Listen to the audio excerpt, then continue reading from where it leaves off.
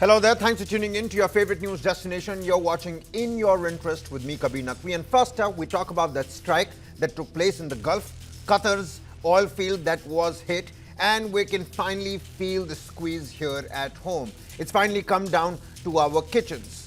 Now, with nearly half our LNG, we're talking 47% coming from Qatar, and almost a month into this Iran war, are we finally going to see the prices go up? Are we finally going to start feeling the burn in our wallets? Take a look at this. The reliance on the Strait of Hormuz, that's always been a strategic Achilles heel, not just for us, for the entire world. And a direct hit to Ras Laffan, the heart of Qatar's LNG operations, is essentially a worst-case scenario for the Ministry of Petroleum and Natural Gas. Iranian missile strikes have caused extensive damage to Qatar's Ras Laffan industrial city, the world's largest liquefied natural gas facility.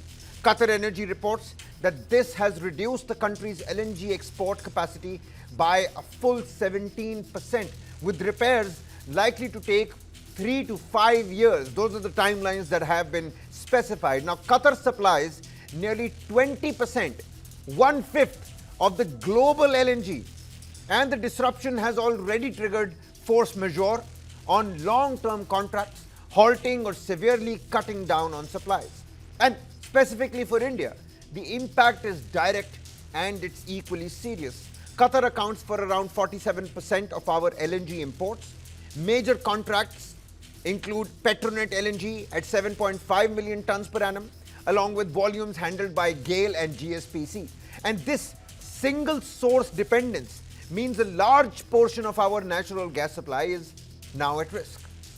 On top of that, about 90% of India's LPG imports pass through the Strait of Hormuz, a route that is now under heightened tension. The effects are already visible. Domestic LPG production has increased by 36% in response, but it's not enough to fill this new gap. India's ability to absorb a prolonged shock is also limited. We have no dedicated strategic reserves for LNG or LPG, and current storage covers only about 9 to 12 days of supply. That's all. This forces us into the expensive spot market, where prices are volatile, they're much higher. Overall, the Qatar disruption could mean a 23 to 25% hit to our total gas availability if this continues to drag on. Around 33 crore households, they depend directly on LPG for cooking, including over 10 crore under the Ujjwala scheme. These families are the most exposed. Supplier concentration and the Hormuz choke point, it makes this a high-risk situation with low buffers for shock absorption. CNG for vehicles and piped natural gas for homes face pressures too. Fertilizer plants, which rely on gas, could see disruptions that affect farming and food prices. Industries are reporting up to 40% cuts in gas supply in the early weeks of March, leading to rationing where households get priority and factories and the industries face reduced operations. The government and the energy sector, they're responding with several key steps. Let's tell you about those. Source diversification is being fast-tracked, with more volumes expected from the United States, Australia, African suppliers, and others to reduce our reliance on Qatar. The timelines are such. Domestic production is being pushed harder through fields like KG-D6, ONGC blocks, and new auctions. LNG infrastructure is expanding with new terminals and more flexible contracts to handle these sudden changes. And strategic storage is also a priority. Crude reserves, they're growing, but LNG and LPG gaps, they need urgent filling. In the longer term, the shift to renewables, bio-CNG, and better demand management will help lower gas risks. But what about right now? What about the upcoming next week, next fortnight? To decode all of that, with me are an esteemed set of panelists, and the big questions that we're asking on the show tonight. India, it maintains strategic petroleum reserves, the SPR, for oil. So why is there still no equivalent strategic reserve for LNG and LPG, despite years of warnings about this Hormuz risk that we're now seeing? And with India forced into this volatile spot market, where the prices are volatile, they're much costlier as well, to replace the Qatari gas, How long can the government shield the common man from massive hikes in CNG and LPG prices before the fiscal deficit becomes, quote unquote, unsustainable? Well, on the broadcast with me, Ambassador Mahesh Sachdev, former Indian diplomat and expert on Middle East. Many thanks, Ambassador. And Mithali Nikore, founder and chief economist at the Nikore Associates. Mithali, I'm going to get the snowball rolling with you. For the average Indian household there, we'll come to diplomacy just a little bit later. Ambassador, do stay on with us. For the average Indian household, how will this crisis show up first? Are we talking about higher LPG prices? Are we talking about expensive foods? Various social media applications, various food delivery applications, they've already started surging their prices. So is it going to be rising transport costs, rising delivery systems? And if global gas and crude oil and this disruption continues, how big of an inflation shock will the common man witness? What are we going to be looking at over the next few months? We're already looking at 1 month of this Middle East chaos. Thanks a lot for bringing me into this discussion. I'm very glad that you're centering the common person in this discussion, because at the end of the day, it is the households across the country which are already starting to face, challenges. Today, I'm here in rural Gujarat. I'm at a highway restaurant, stopped here and having this conversation with you. Yeah. And they already told us that we don't actually have 90% of our menu available, because Wow. we haven't had, LPG supplies for at least 2 weeks. We had some reserves, we've run out, and, we're only serving a very limited set of dishes. In the last month, I have traveled to Chennai, Kolkata, as well as Ahmedabad, and it's the same story everywhere. Ahmedabad is a bit better because they have piped gas supply, but rural areas, facing this shortage already. So how do we actually balance this? India is not the kind of country where we're going to see massive hikes in LPG gas prices. We've already seen a 60 rupee hike. At max, we might see another one or maybe two hikes. But what we will instead see is probably rationalization in usage. Already, industries are not able to access LPG, at all.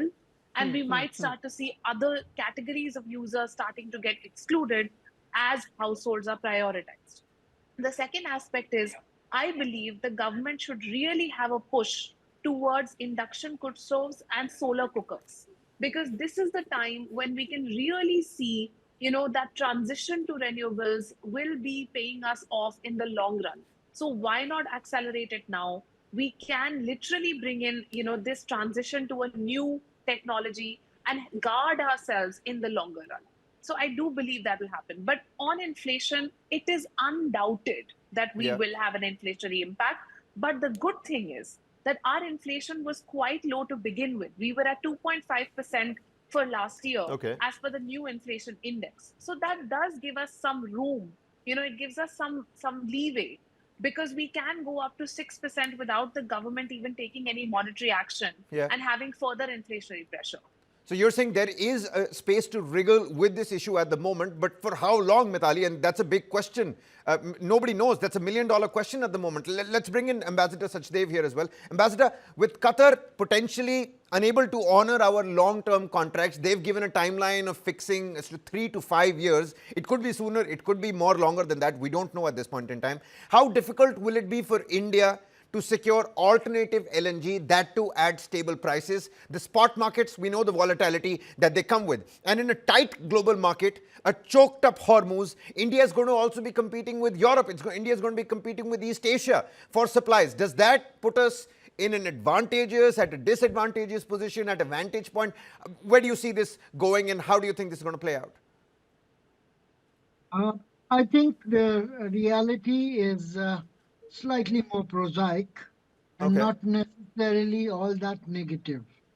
Before February 28, the conventional wisdom was that the international gas prices, LNG prices, are going to decline because of overcapacity and demand slackness. Okay. Now the tables have turned in the short run, but we have reports of other kind. For example, today a report says that Iran's IRGC is allowing tankers and LNG carriers to pass through Strait of Hormuz against paying a toll of $2 million Yeah, each. yeah. It may not be correct, but that shows that it's not watertight.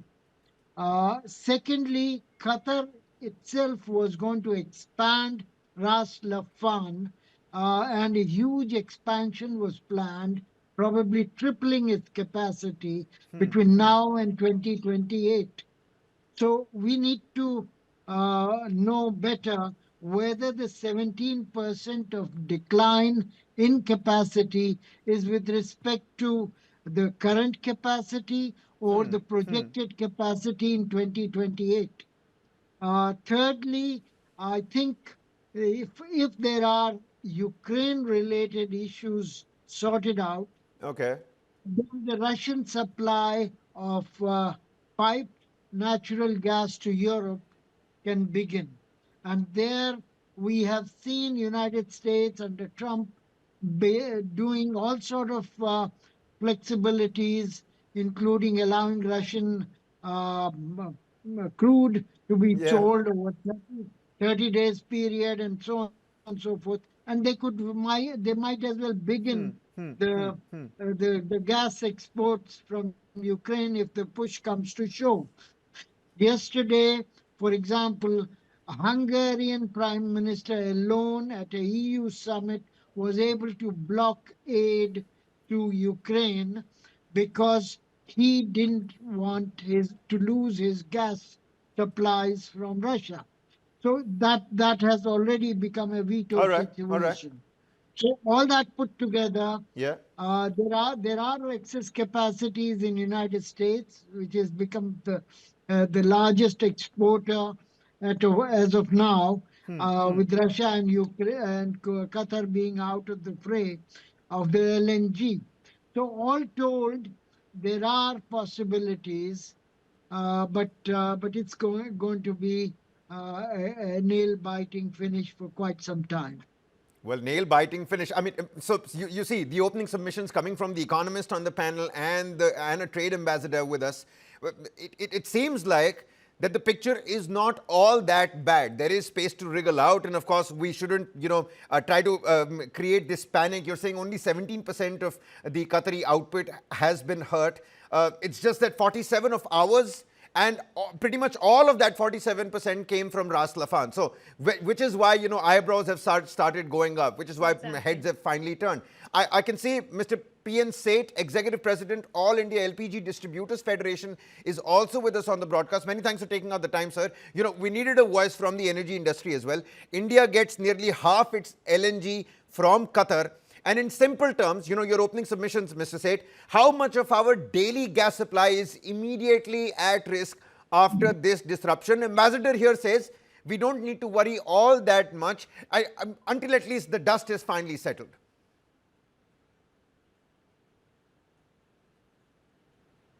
Mr. Seth, you'll have to unmute yourself. Sir, you'll have to unmute yourself. Mr. Seth.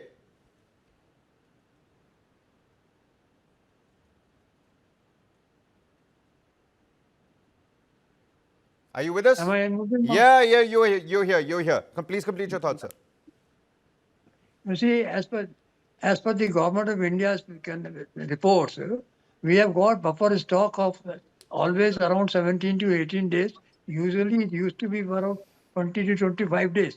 But now since due to the ongoing war, Okay. it has come down to 17 to 18 days. If we continue to get one or two vessels one day or alternate day, then there will not be any shortage of LPG.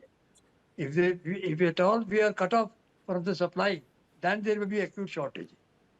So if every other or every alternative day we get some sort of shipment, which by the way, again, Mr. Seth, we don't know whether those shipments are going to come. We only know about a handful of ships, Shivalik, Nanda Devi. The government of India are trying from other countries also, just like Australia and Russia.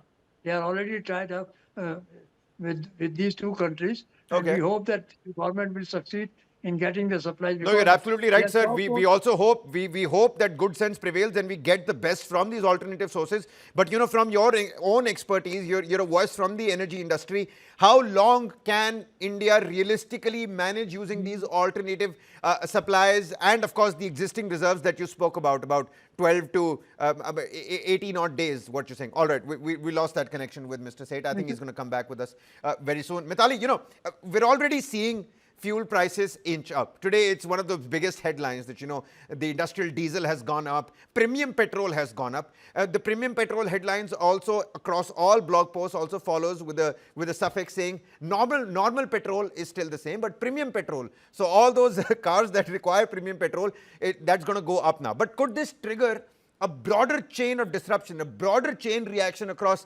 delivery costs, restaurant bills, like you yourself said, you're sitting at a highway restaurant, 90% of that menu is inactive.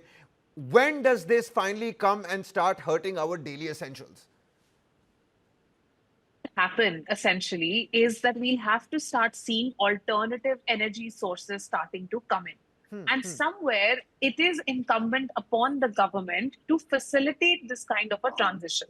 So when we are talking about, for example, the hotels and restaurant industry, it will become important for them to move towards more electric forms of cooking.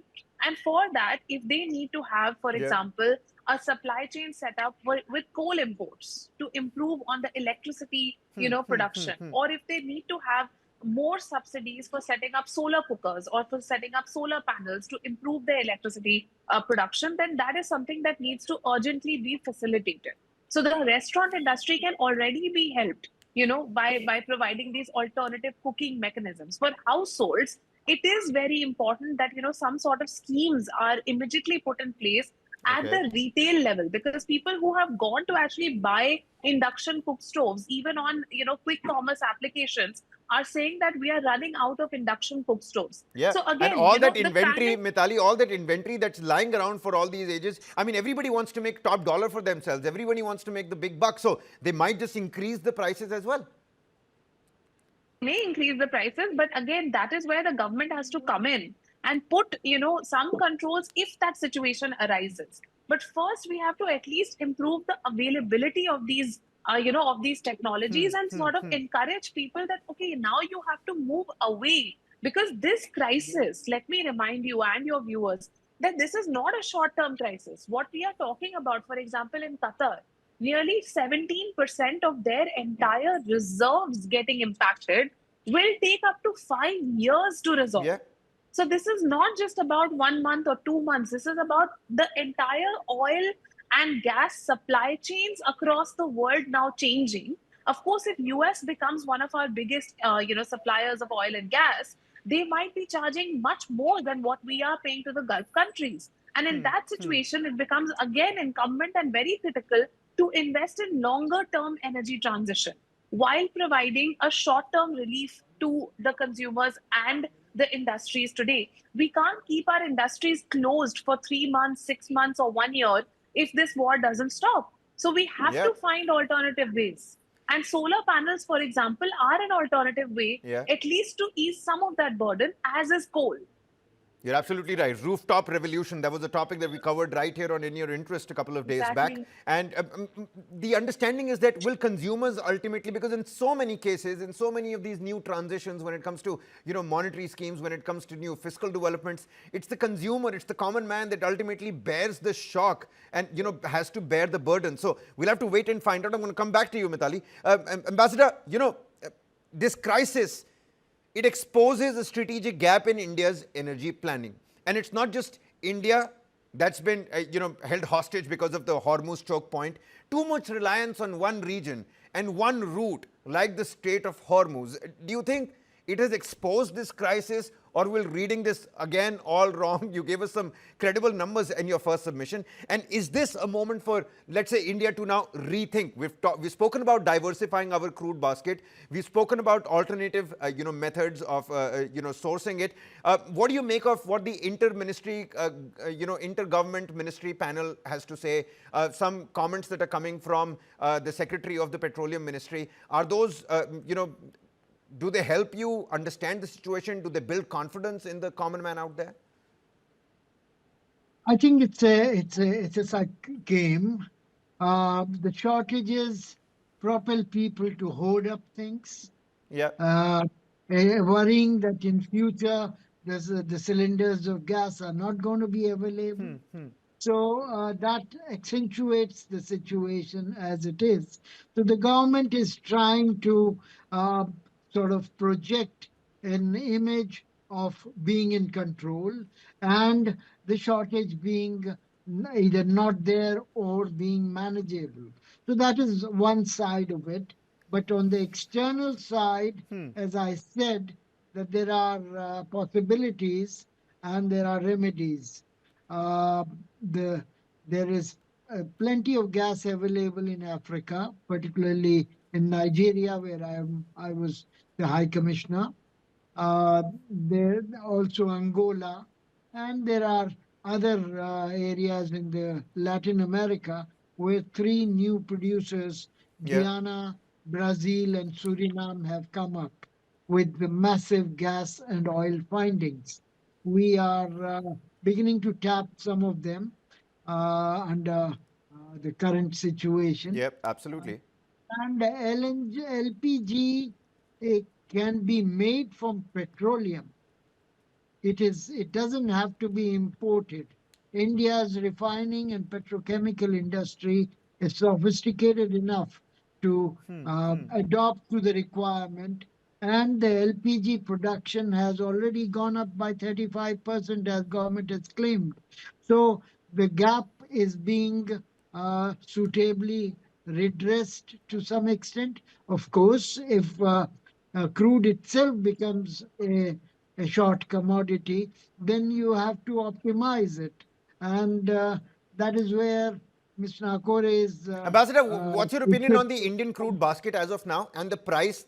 I remember one of the first government, the petroleum ministry briefings. They said right up until $120, $140. That's going to be our limitation. We're okay. That's our safe space. But I think the Indian crude, and let's not only go with the Brent numbers. The Indian crude has the basket, and it's gone beyond that now, hasn't it? And for how long will we be able to sustain that? Is that cozy cushion period diminishing, and it's diminishing quick? I think there are two or three. Are you asking me? Or Yeah. Yes, Ambassador. I think there are two or three possibilities Okay. where the shoe would pinch further. Fertilizers is the one area which is based on petrochemicals, crude, naphtha, and so on, and that is also very gas dependent. So fertilizer would be a major issue. Then you would have the LPG supplies to residences, which is also a critical path, particularly now when elections have been declared in Yeah. 4 states. So the price of LPG may become an issue unless government manages to control the supplies and the prices. Once again, the crude itself being also the feedstock for diesel, aviation fuel, and petrol, that those issues are also germane in terms of prices, in terms of supplies. So all that put together are the challenges with the government, and the crude basket that you mentioned is last I read about it was $127 per barrel for Yeah. India, and it seemed to have gone up in the past 2 or 3 days. It has. Uh, it might as well have breached that limit that you mentioned. So that would also put fiscal and trade imbalances So, into a fair further. share of challenges, Ambassador, a fair share of challenges. I think Mr. Seth is with us back now. Mr. Seth, if you can hear us, we were trying to understand how long Yeah. can India realistically manage using these alternate supplies. And you earlier mentioned that there is some 12 to 18 days of reserve stock that is available. How long can this go on, sir? I mean, you're the executive president of the All India LPG Distributors Federation. You understand the game, the numbers better than anybody else. How long can this actually go on before the households see an actual impact? You see, as far as how long it is only depends upon uh, so long as the war continues, this problem will be there. And one lady person rightly said that we should think of the alternate fuels of just like the solar or electricity. Yeah. And the solar also, the Delhi government, the other governments, the state governments are also encouraging. And just day before yesterday, I was in the ministry, and I was told that around 6,000 households have taken this pipe gas in their houses Yep. as an alternate fuel. So these are the sources which government of India should encourage, and public should also try to use in their houses. That is solar, electricity, and pipe gas. Don't depend, because India is importing around 80 to 90% of the requirement from abroad. Yeah. And these crises, the government already has been thinking for over a period to eliminate the import of LPG and switch over to some other fuel system. And that is why they say that we switch over to to pipe gas Yeah, and PNG. solar system. And they are encouraging, rather they are giving subsidy also to the persons who will avail this solar system.